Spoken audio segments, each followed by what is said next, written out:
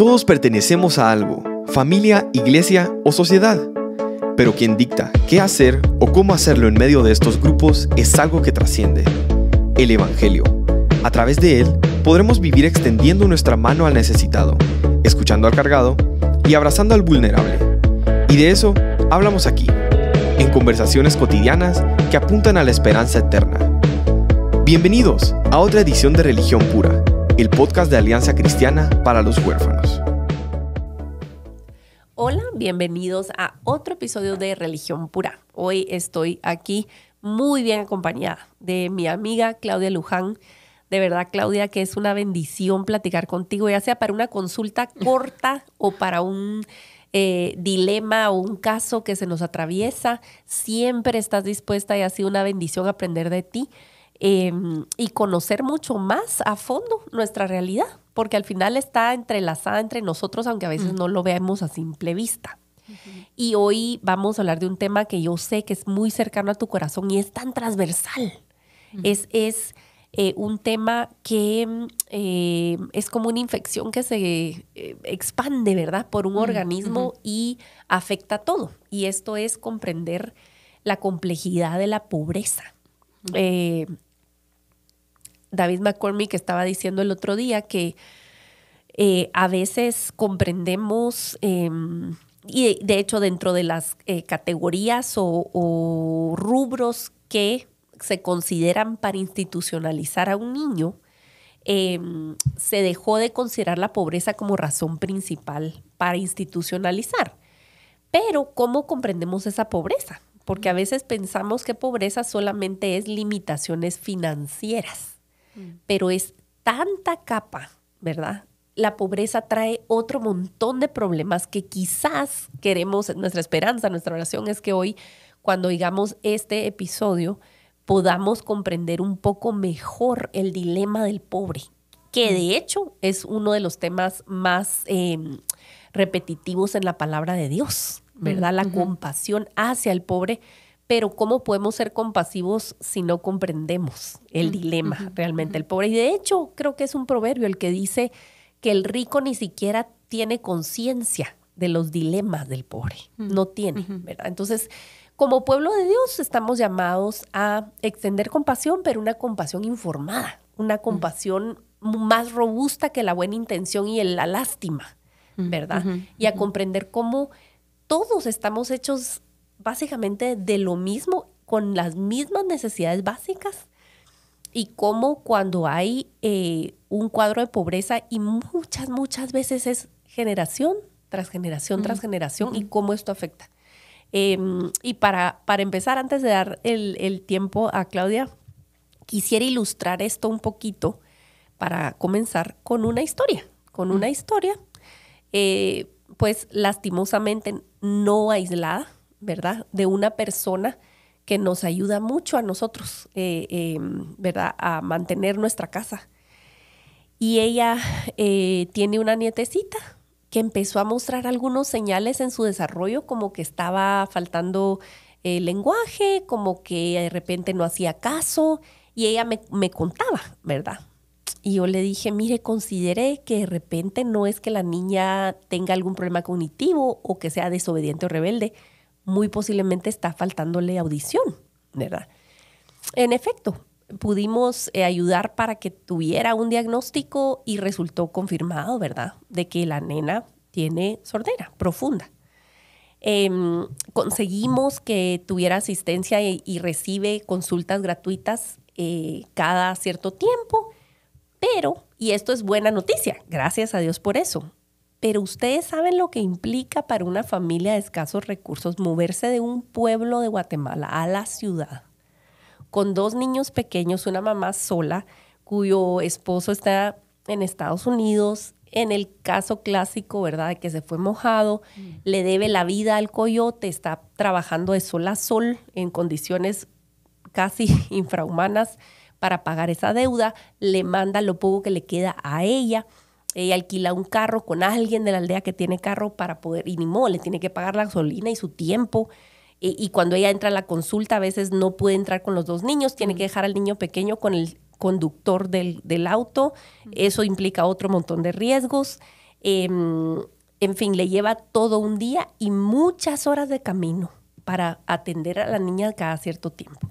Consiguieron una escuela que no es en su aldea, lo cual implica que tiene que gastar extra en transporte para llevar a la niña a la escuela que sí la puede atender en el otro pueblo. Y esto es una cadena y cadena y cadena de dificultades para una familia que tiene una niña con una necesidad especial. Esto solo es para ilustrar, digamos, que no solamente es, qué tristeza, la niña tiene una dificultad auditiva. No, la niña no solo tiene una dificultad auditiva, tiene un montón de obstáculos que atravesar junto a su familia para poder ser no solamente atendida, sino para poder prosperar, para poder superarse, para poder aprender a leer y a escribir y a llegar a ser lo que Dios quiere que la niña sea, ¿verdad? Requiere mucha compasión alrededor y mucha comprensión. Y cuánto sueño que cada aldeíta tuviera un centro completo de salud donde se le pudiera atender. Pero entonces, digamos, esto es algo que tengo fresco, cercano, y que si todos nos esforzáramos por escuchar a la gente a nuestro alrededor, sabríamos cuánto la pobreza impacta cualquier rutina que parece sencilla, no digamos cuando hay una necesidad. Entonces, Claudia, vos desde tu campo de trabajo social, hoy nos vas a ayudar a comprender mucho más esto, porque lo vivís día a día. Bueno, pues primero estoy muy feliz de visitarles acá en su nueva casa, está muy linda. Segundo, sí, como tú bien decías, al final la pobreza tiene que entenderse, ¿verdad? Y muchos que nos escuchan puede ser que tengan incomodidad y decir, no, yo sí no quiero sentir culpa, pues yo tengo una casa bonita y está bien. No, el riesgo de este tipo de conversaciones es, número uno, o sentir culpa de lo que tengo, o tal vez como naturalizar, como bueno, hay que dar dinero y se acabó. Y no, ¿verdad? Yo creo que el Señor nos manda a ser compasivos. Compasión significa sufrir con, ¿verdad? Entonces, puede ser que nunca hayamos tenido una condición de pobreza, pero sí podemos ser empáticos, ¿verdad? Sufrir con. Y eso es lo que nos permite ver más allá. No soy economista, obviamente, pero tratando de entender la pobreza, se ha identificado que existe la pobreza monetaria, que es la carencia de dinero. Es decir, no me alcanzan mis ingresos para cubrir todo lo que mi familia necesita para comer o para vivir este mes. Esa es la pobreza monetaria. Pero también existe lo que los especialistas llaman pobreza multidimensional, que esta es una cantidad de privaciones. Por ejemplo, según recuerdo, el término que el Banco Mundial utiliza en torno a la pobreza es una situación de privación de bienestar.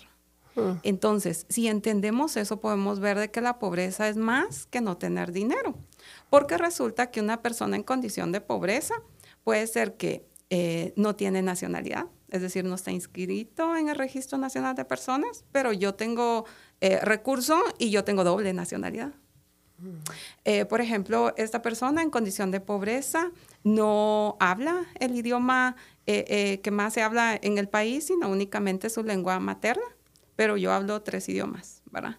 Entonces empezamos a ver cómo en este caso nuestra Guatemala, pero al final América en general es un país bien desigual, ¿verdad? Es decir, hay ricos muy ricos y pobres muy pobres. De hecho, se ha mostrado como el continente americano es el más desigual del mundo. Y esto no es como, qué bueno, sino es como hay tanta pobreza que se cae en miseria, ¿verdad? Entonces ya no es solo el tema económico, sino son ese montón de privaciones para una calidad de vida.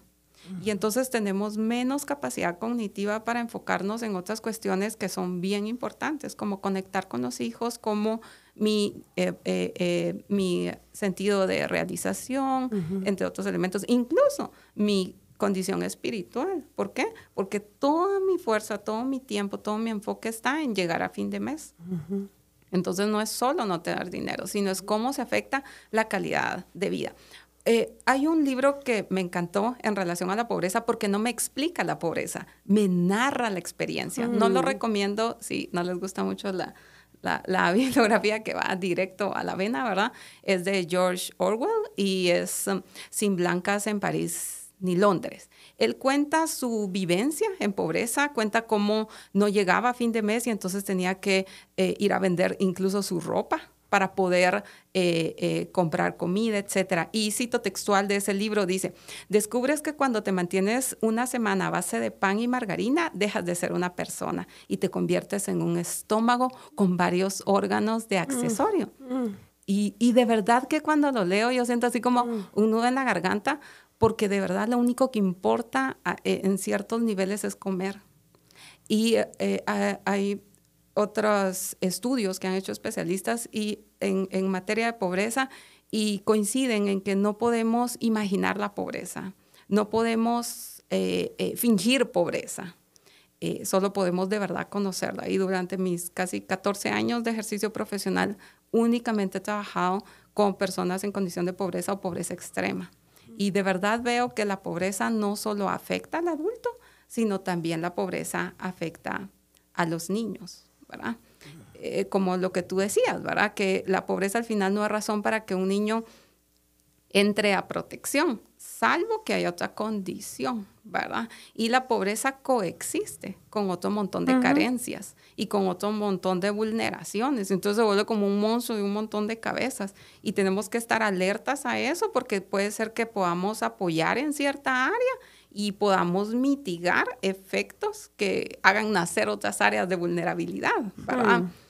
¿Cómo estamos, por ejemplo, en Guatemala o en la región? Cuando hablo de la región es América Latina y el Caribe. Según el último dato que vi en la página del Banco Mundial, lo pueden entrar a buscar, identificaba que antes de la pandemia el 54% de las familias estaban en la línea de pobreza y posterior a la pandemia, inflación, etcétera, un 59%. Ahora, esta es la pobreza monetaria, pero por ejemplo en la página de Multidimensional Poverty Peer Network, pueden buscarla, se revela que Guatemala está en el 61.6% de personas que viven en pobreza multidimensional.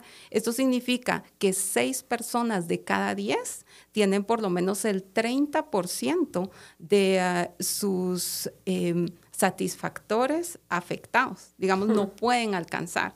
Es como, tengo comida, tengo para la renta, pero no logro que vayamos al dentista ni tampoco tratamiento médico, ¿verdad? ¿Y cuántos de nosotros no hemos escuchado que a raíz de la pandemia alguien se quedó sin empleo, las parejas se separó, se descubrió algún tema de otra familia, una infidelidad o algo así, y entonces empiezan a haber otro montón de elementos que afectan la economía y la dinámica de la familia? Wow, es tan complejo, Claudia, de tantas capas, porque yo creo que es rara, es exótica la familia que no ha sido palagada por la pobreza, que no tenga otros factores de riesgo. Sí. Porque en términos prácticos, fíjate, ¿cuántas historias has encontrado, me imagino tú, que ambos papás tienen que salir? Es la realidad de nuestro país, ¿verdad?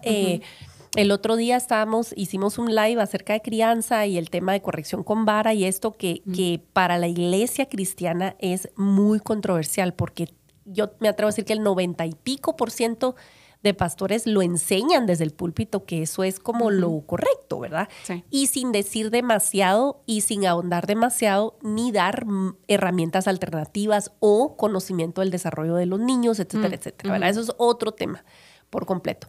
Pero alguien dijo en la sección de comentarios, porque nosotros estamos hablando de alternativas y esto, ¿verdad? Y el tema de conexión que vos tocaste brevemente ahorita. Y decía, es que ustedes están poniendo cargas tan pesadas en los pobres papás, todo el mundo sale a trabajar, son los dos que salen a trabajar y luego entran a la casa y ni modo que qué queda. Como quien dice, ya llegó hasta el copete, lo que menos puedo es lidiar con el niño y sentarme a jugar. Y hasta cierto punto tenés compasión de esta persona, de decir, wow, qué carga pesada, lo que vos estás diciendo, te volvés un estómago con accesorios, porque el afán es tal, la angustia es tal de llegar a fin de mes. Y entonces pensemos esta dinámica, cómo afecta prácticamente a una familia. Por ejemplo, el caso clásico en Guatemala, la mujer está informalmente unida con alguien porque se embaraza. Las chicas, ¿verdad? Que se van de 15, 16 años a vivir con el hombre, se embarazan, tienen 2, 3 niños. Él, esta es una historia tan triste, pero tan frecuente, se va porque no funciona, porque hay violencia, porque hay alcoholismo, no sé qué, no sé qué. ¿Qué queda? ¿Dónde va a conseguir trabajo si ella misma creció en un trasfondo complicado, no tiene preparación, no tiene herramientas? Me ofrecen trabajo en la capital para hacer aseo en una casa, ¿verdad? Sí. ¿Dónde dejo los niños? Con mi hermana, con mi tía, con mi abuelita, con mi mamá, y ahí les mando un poco de dinero cada mes y los vengo a ver cada 6 meses, ¿verdad? Y es como vemos espiral, ¿verdad? Descendente para una familia que ya era vulnerable y se vuelve más vulnerable.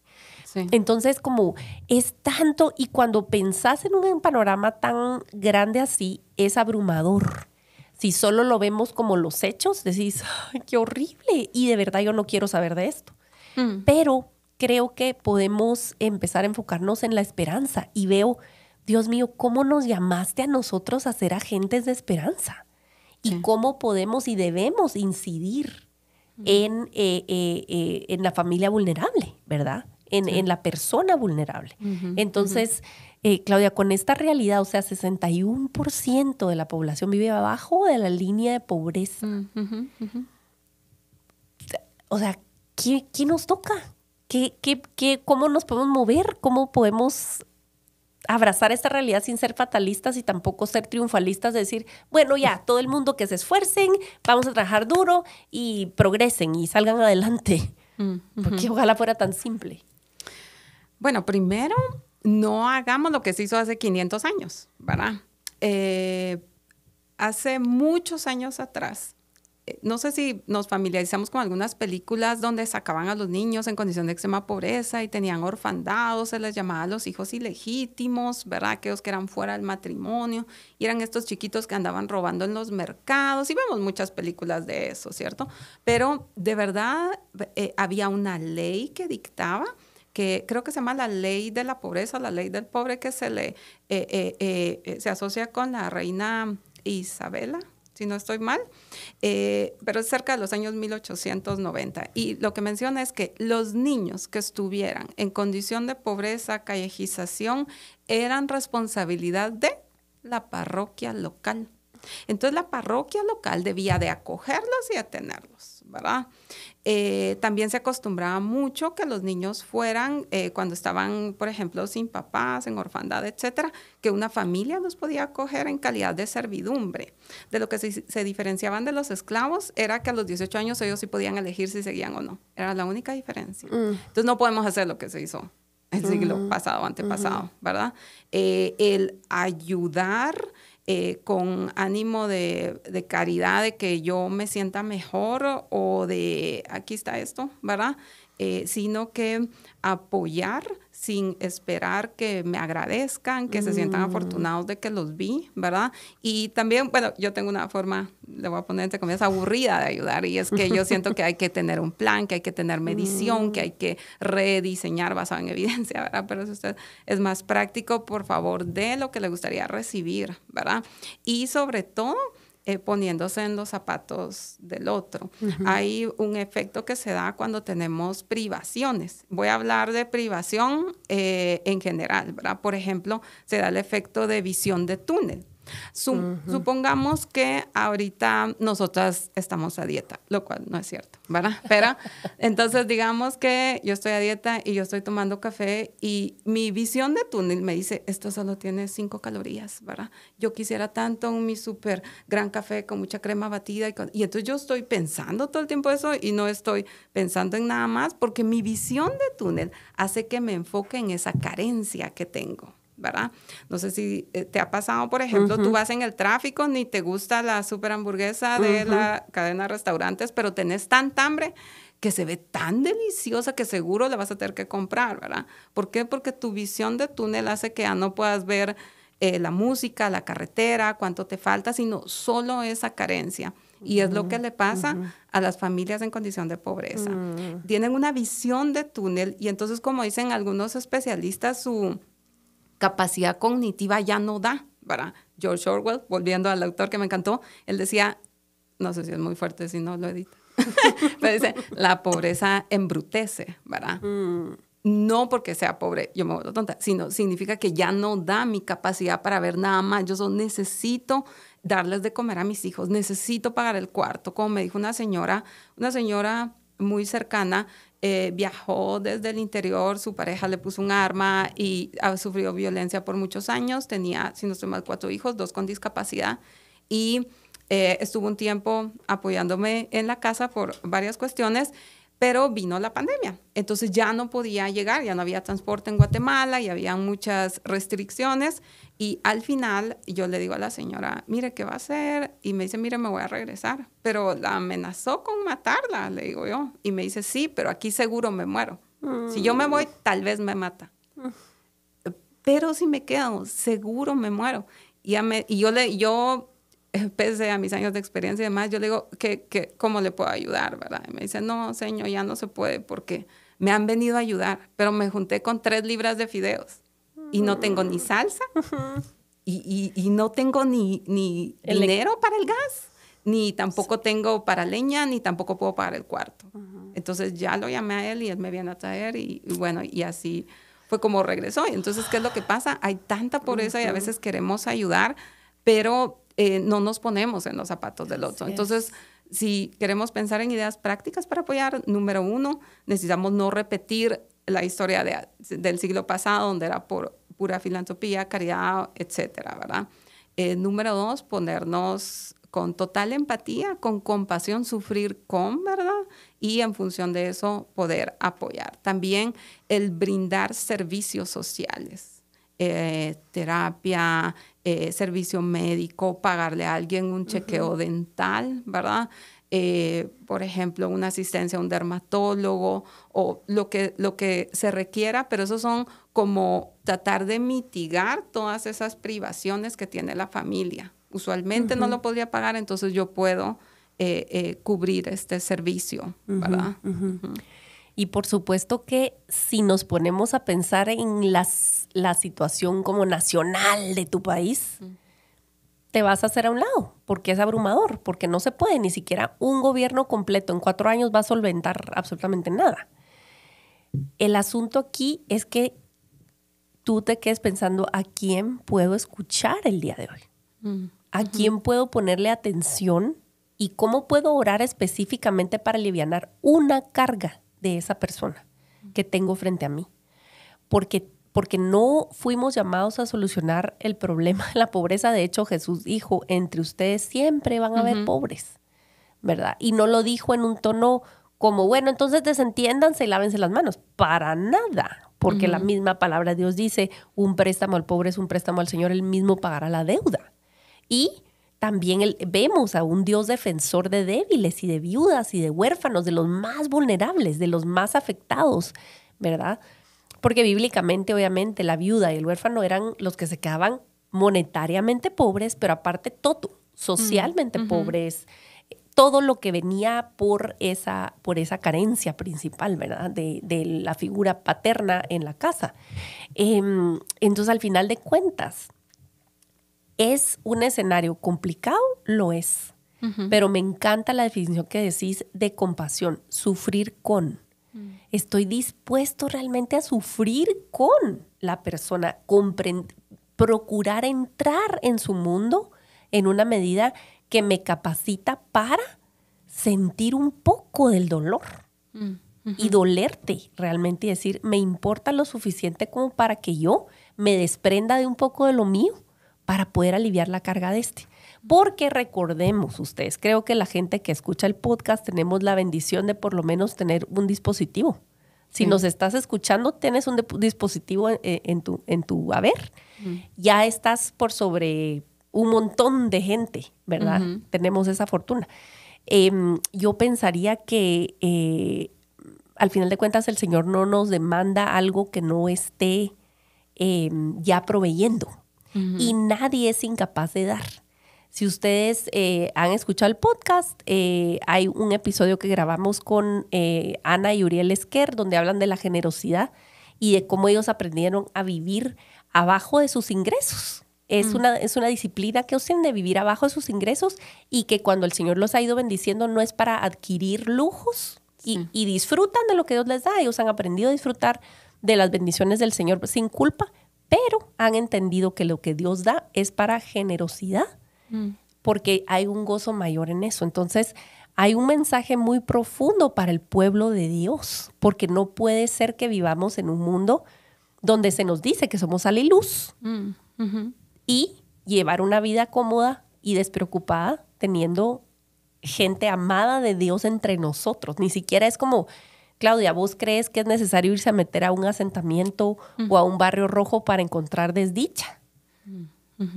¿Verdad que no? O sea, estamos completamente rodeados. Entonces, si abrimos los ojos y nos damos cuenta de lo que el Señor ha puesto como oportunidades de servicio. Algo que hablamos afuera del aire, ya para ir cerrando, es la manera de dar. Vos estás diciendo que hay una manera correcta e incorrecta, ¿verdad? Número 1, estás diciendo, observen por qué darle 3 paquetes de fideos a una mujer donde no tiene electricidad, no tiene gas, no tiene para pagar eso, quizás ni agua, ni chorro para prender un chorro de agua en su casa para hervir los fideos. Pero es esta desconexión de la realidad. Pero ¿qué has visto tú? Y no quiero caer en criticar porque de verdad me enoja bastante. Pero ¿qué has visto tú que es una buena práctica en el dar? Recordar que la persona es persona. No importa su condición socioeconómica. No es como esta persona más, esta persona menos. No sé si nos ha pasado con las normas de etiqueta. Nos invitan a un lugar y entonces sabemos que el regalo tiene que ir en función del menú, del lugar, etcétera, ¿verdad? Pues un poquito, quitándole la vanidad a esto, ir en esa línea, recordar que la persona es persona y que yo no voy a dar algo que tal vez a mí no me gustaría recibir, ¿verdad? Yo casi siempre procuro dar algo sin la expectativa de que me digan gracias, ¿verdad? Y de verdad, si puedo darlo anónimo, es algo que prefiero. Bueno, aquí en Guatemala por cuestiones de seguridad no se recomienda como transferir a cuentas sin avisar. Esa es otra historia, ¿verdad? Pero la verdad es de que la línea sea, yo no voy a dar algo que a mí no me gustaría recibir, ¿verdad? Dignificar a la persona con lo que damos, ¿verdad? Y cuando, no sé si les ha pasado que a veces damos algo y la persona se pone a llorar y uno hasta se siente medio santo, ¿verdad? Y el recordarle a la persona, no se preocupe, no viene de mí, de verdad, agradezcale al Señor, porque Él fue el que dijo, ¿verdad? El que puso en mi corazón. Desde las cosas más sencillas hasta las cosas más grandes, siempre honremos al Señor porque Él fue el que dio primero, ¿verdad?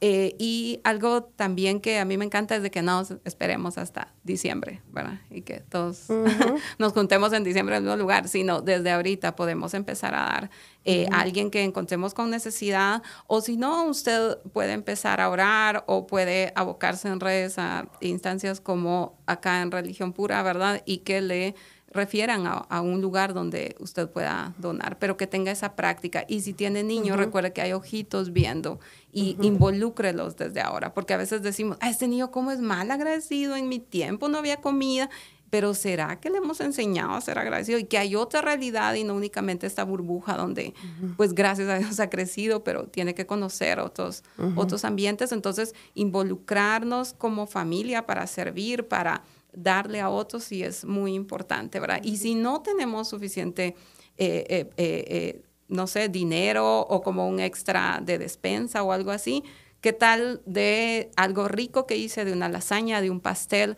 el empacarlo bonito y el pensar a quién se lo puedo dar, al guardia del lugar donde vivo, a la persona de la limpieza, pero de forma digna, no como ahí quedó, ¿verdad? Sino bonito. Creo que, bueno, yo soy trabajadora social, así que una de las cosas que más me cuestionaba es, ¿de verdad, Claudia, le vas a solucionar la vida a esta persona? Y solo pudo venir del Señor algo que me liberó tanto y fue, no le voy a solucionar nada, pero le voy a hacer una sonrisa el día de hoy. Tal vez le voy a hermosear el día con este pequeño detalle, ¿verdad? No solucioné la pobreza, nunca la va a solucionar, ni siquiera se va a solucionar, pero sí puedo hermosearle el día a esta persona, dignificándole de la forma en la que le doy. Algo tan simple como ver a los ojos y usar su nombre. Sí. Es algo dulce. Preguntarle a la persona que nos ayuda en la casa, ¿cómo está su hija? ¿cómo está su abuelita? Ujú. ¿Cómo está su nieto? Porque son prójimos, ¿verdad? Son nuestro prójimo y pues la regla de oro, tratar a los demás como nos gusta que nos traten o nos gustaría que nos traten. Y más allá de eso, tratar a los demás como Jesús nos ha tratado a nosotros. Y gracias, Claudia, por estar en Religión Pura. Escríbanos a nuestras redes de ACH-LATAM. Estamos allí para de verdad recopilar sus comentarios y sus preguntas. No olviden que también está nuestra página de internet, que estamos nutriéndola todo el tiempo de recursos, y es achlatam.org. Entonces ahí pueden encontrar un montón de cosas lindas y normalmente ahí siempre pueden acceder al podcast y etcétera, etcétera, pero vamos a estar nutriéndolo de otros recursos, así que estén pendientes. Gracias, Claudia, por estar aquí. Un gusto. Dios te bendiga. Gracias. La religión pura y sin mancha delante de nuestro Dios y Padre es esta: visitar a los huérfanos y a las viudas en sus aflicciones y guardarse sin mancha del mundo. Gracias por acompañarnos en otro episodio de Religión Pura. Síguenos en nuestras redes como Alianza Cristiana para los Huérfanos.